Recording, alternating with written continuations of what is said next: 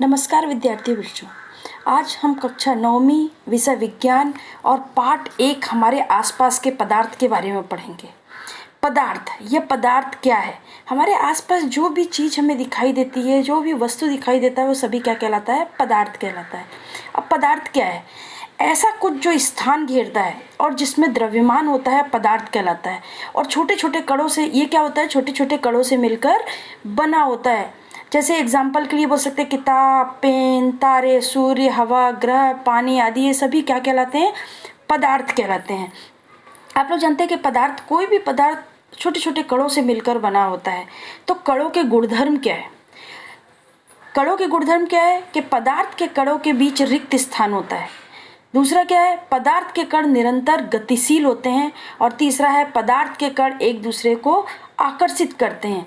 हम पदार्थ के कणों के गुणधर्म पढ़ें उसके पहले मैं थोड़ा सा द्रव्यमान के बारे में बताती हूँ। द्रव्यमान क्या है?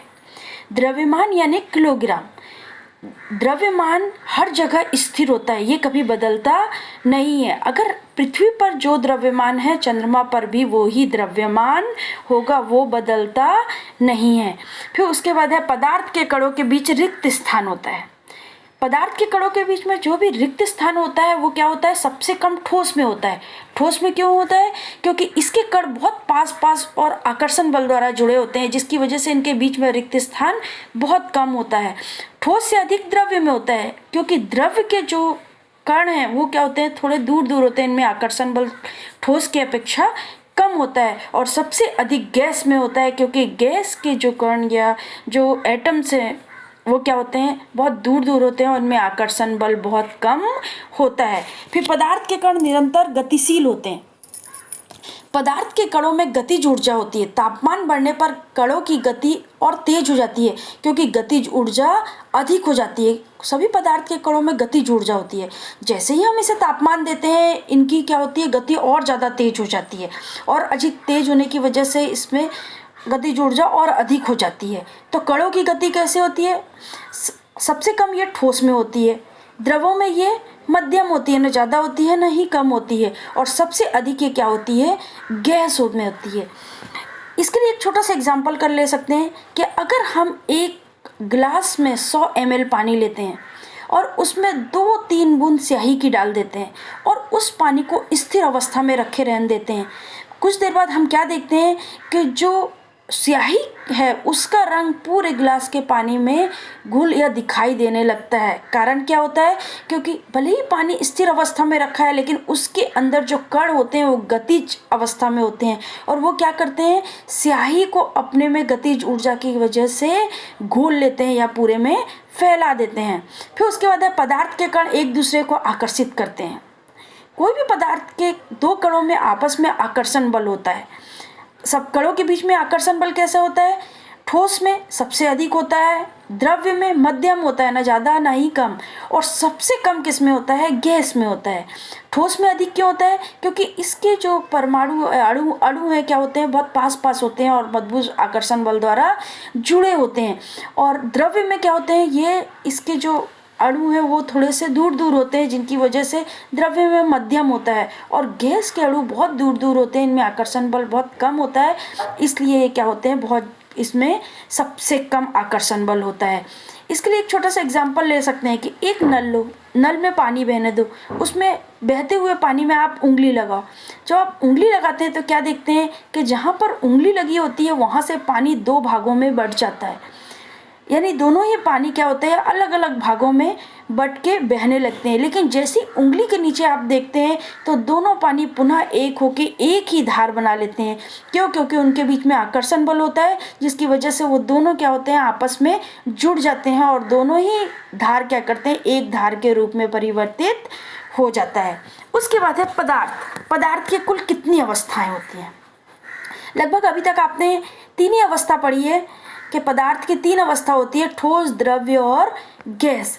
लेकिन यहाँ पर आप 5 अवस्थाएं के बारे में बताऊंगी कि पदार्थ की 5 अवस्था होती हैं: ठोस, द्रव्य, गैस, प्लाज्मा, बोस-आइंस्टाइन और कंडेंसेट। यहाँ अभी तक आप प्लाज्मा और बोस-आइंस्टाइन कंडेंसेट नहीं पढ़ेंगे, लेकिन आपके कोर्स में 3 दिया हुआ है: ठोस, द्रव्य और गैस। अभी हम ठोस और द्रव्य और गैस के बारे में पढ़ेंगे। सबसे पहले ठोस, ठोस क्या होता है? पढ़ने से पता चलता है कि ठोस यानी कि ऐसे पदार्थ जिनके अणु मजबूत आकर्षण बल से जुड़े होते हैं और पास पास होते हैं, वो क्या कहलाते हैं? ठोस कहलाते हैं, जिनका निश्चित आकार होता है और निश्चित ही आयतन होता है।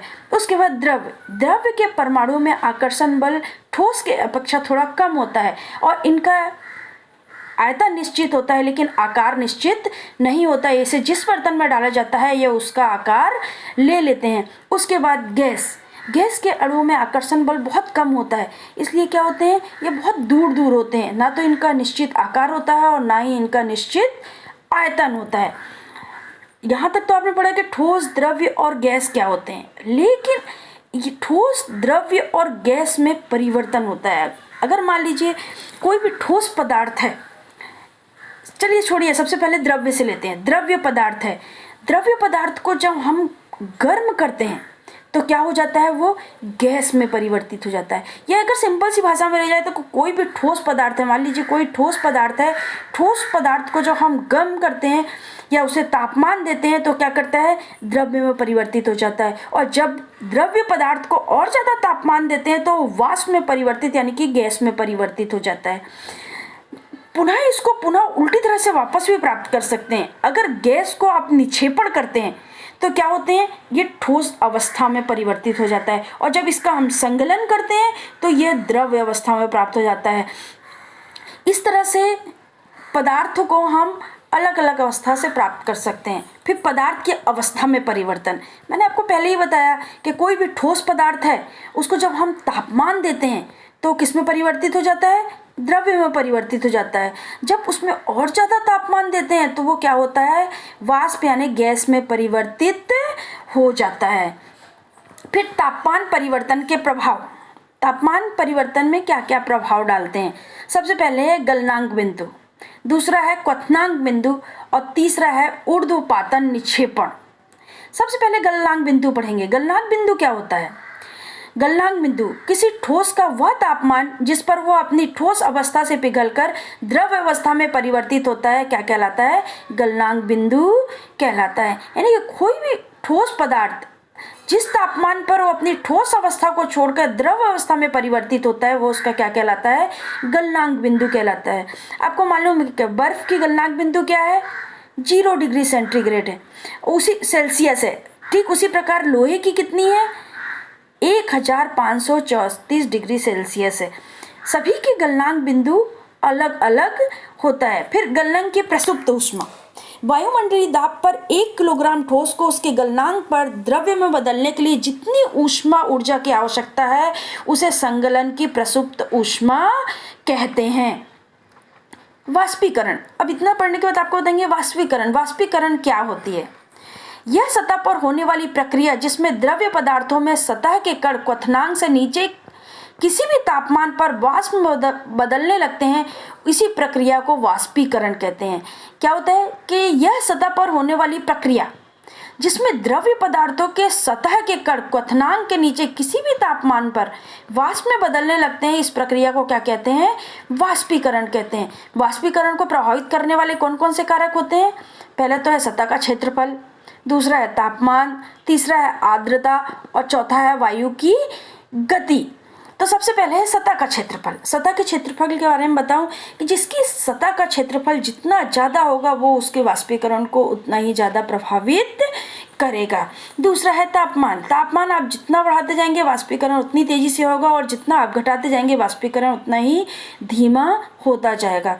तीसरा है आर्द्रता। आर्द्रता यानी हमारे आजू बाजू की नमी।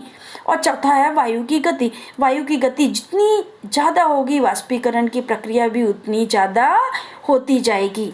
फिर दाब परिवर्तन के प्रभाव। दाब परिवर्तन के प्रभाव, यदि तापमान घटाने पर सिलेंडर में गैस लेकर उसे संपीड़ित करें तो कणों के बीच की दूरी कम हो जाएगी और गैस द्रव्य में बदल जाएगी। दाब बढ़ने के से कण नज़दीक आते हैं और दाब घटने से कण दूर चले जाते हैं।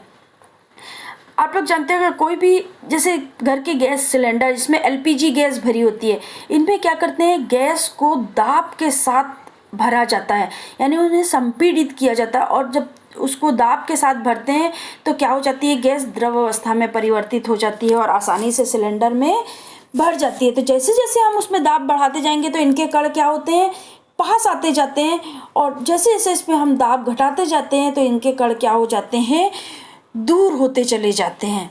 फिर उसके बाद है वाष्पीकरण से शीतलता। वाष्पीकरण से शीतलता क्या है, किसी भी वाष्पीकरण की वजह से ठंडक क्यों होती है।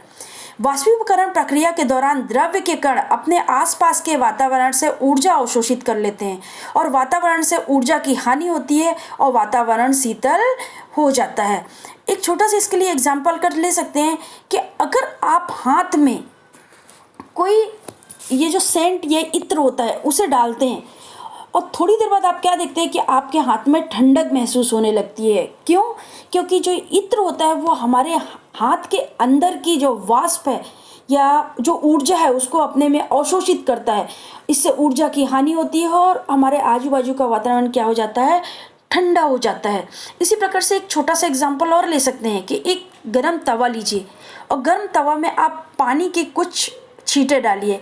आप क्या देखते हैं कि जब पानी के छींटे आप उसमें डालते हैं तो पानी वाष्प बन के वाष्पीकृत होने लगता है और तवा ठंडा होने लगता है। यहाँ पर पानी की वजह से तवा ठंडा नहीं होता, बल्कि जो भाप या वाष्प बन के उड़ रही है वो वाष्प की वजह से तवा क्या होता है, ठंडा होने लगता है। यहाँ तक आप लोग ने ये चैप्टर कंप्लीट किया। अब कुछ क्वेश्चन दे रही हूँ, इन क्वेश्चनों को आप घर पे सॉल्व करने की कोशिश करें और इसे सॉल्व करें। पहला है, ईथर और एसीटोन जैसे द्रव्यों को ठंडे स्थान पर क्यों रखा जाता है। दूसरा है, घरों तथा अस्पतालों में कौन कौन सी गैसें संपीड़ित रूप में सप्लाई होती हैं। तीसरा है, गर्मियों में हमें किस तरह के कपड़े पहनने चाहिए और क्यों। चौथा है, गैस दबाव क्यों डालती है। पांचवा है, 0 डिग्री सेल्सियस पर जल किस अवस्था में होता है। छठवा है, इत्र की सुगंध दूर तक कैसे पहुंचती है। सातवां है, घनत्व को परिभाषित करें, ठोस या द्रव में किसका घनत्व अधिक होता है। और आठवां है, कार्बन डाइऑक्साइड को शुष्क बर्फ क्यों कहा जाता है। इसके अलावा भी बुक में बहुत से क्वेश्चंस हैं, उन क्वेश्चनों को सॉल्व करें।